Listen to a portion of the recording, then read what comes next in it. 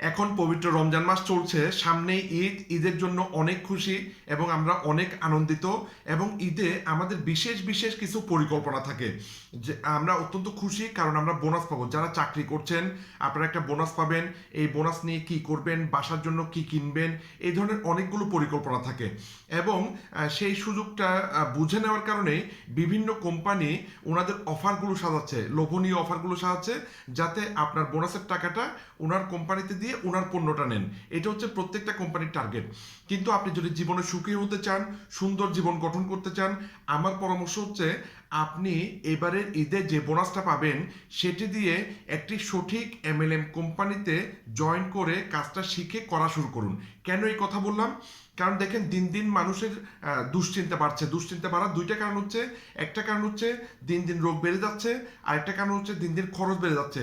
সুতরাং একমাত্র অপশন একটি বৈধ আন্তর্জাতিক নেটওয়ার্ক মার্কেটিং কোম্পানিতে আপনি যদি পণ্য কিনে কাজ শুরু করুন। আসলে কত টাকা লাগবে? কোনো কোম্পানিতে 20,000 টাকার পণ্য কিনতে হয়, কোনো কোম্পানিতে 12,000 টাকার পণ্য কিনতে হয়, কোনো কোম্পানিতে 50,000 টাকার পণ্য কিনতে হয়। এই ধরনের একটা সুইটেবল কোম্পানি বাছাই করে আপনার বোনাসের টাকাটা দিয়ে আপনি সঠিকভাবে একটি এমএলএম কোম্পানিতে জয়েন করে কাজটা শিখে প্রফেশনালি করার চেষ্টা করুন।